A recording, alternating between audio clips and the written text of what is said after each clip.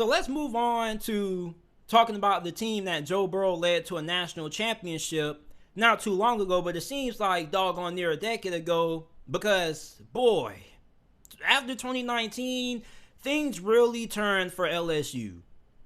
And now they have a new head coach and Brian Kelly. They have a over-under win total of 7.5 going into this season. How good is LSU football going to be this upcoming 2022 college football season? Now, for starters, we don't know who's starting at quarterback. I thought, and many of us thought, that it was going to be Jayden Daniels, but apparently Garrett Nussmeier has had a really impressive spring. And a lot of LSU fans have been saying, man, I don't know, man. Garrett Nussmeier, don't sleep on him. So you have Jayden Daniels, Garrett Nussmeier, and then Myles Brennan. So it still looks as if this quarterback battle is still going to continue heading into fall camp. And it's really going to come down to who has the hot hand. So even if Garrett Nussmeier, let's say, was the best quarterback during spring, right? If he gets outperformed by Jayden Daniels during fall camp, then Coach Kelly is probably going to roll with the guy who has the hot hand. That's really what it's about when you have these battles, not just when it comes to quarterback battles, but any position battle. You always go with the guy who gets hotter at the last minute because he is the person who's carrying the momentum closer to the start of the regular season. So I don't know who's going to end up being the starting quarterback. I'm still putting my money on Jayden Daniels. I'm hoping that he ends up turning it around, but all of this is really from sources and everybody's opinion on the matter, but there are a good amount of people who have been giving Nussmeier a lot of praise, so we have to take that into consideration. And there hasn't been a quarterback that has really put their full grasp on the starting quarterback job, because if one of these quarterbacks was just outright dominant during spring, I promise you the starter would have already been announced by now. So the quarterback position is in a really good situation, because anytime you're having this debate around who's going to be your starting quarterback, and it's because of how well they performed during the spring, that's a good situation to be in. So regardless of who's going to be the starter, I trust all three of these quarterbacks. If Jayden Daniels ends up being the starting quarterback, I would love it. If Myles Brennan ends up surprising everybody and winning the starting job, I still would trust the decision. And Garrett Nussmeier, I would be, a little bit surprised, but I would still trust the decision, because this is a really talented quarterback room. When you look at the running back position, John Emery looks to be the lead back. He should be in for a breakout season this year. Last year, he had 75 carries, 378 rushing yards, 3 touchdowns, and 5 yards per carry. The wide receiving core is stacked as always. LSU is wide receiver U pretty much. You got Kayshon Boutte, who had 38 receptions, 509 receiving yards, 9 touchdowns, and averaged 13.4 yards per carry, or per catch, excuse me. You also have Jaray Jenkins, who I love him. He has really good size, is a really good athlete. He can move very well. I think he's going to be a really great deep ball threat. He caught 34 receptions for 502 receiving yards, 8 touchdowns, while averaging 14.8 yards per reception. And then you also have Malik Neighbors, Jack Beck, Brian Thomas Jr., Karen Lacey, transfer from Louisiana. So the wide receiving core is stacked. You have a lot of production, a lot of talent there. No LSU fans should be too concerned about that. The offensive line, however, definitely gives me not a lot of confidence, to say the least.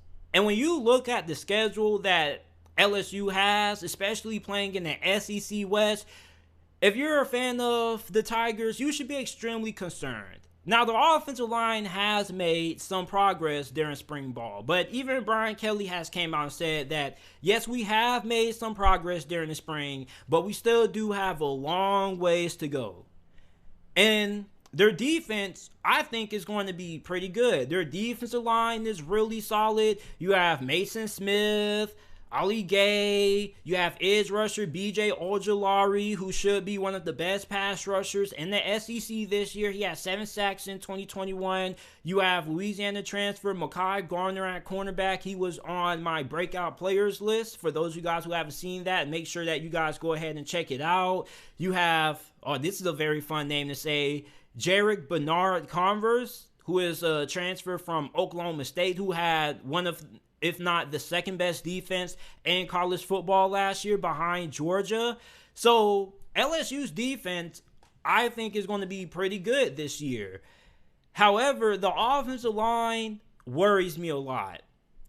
And when you look at how tough the SEC West is going to be this year, there are a lot of teams in this division that have really great talent on the defensive line. Mississippi State is really deep when it comes to their D-line. We already know about Alabama. Arkansas has a really good defensive line as well. Texas A&M, they have some monsters on that line. Oh my goodness. Sheesh.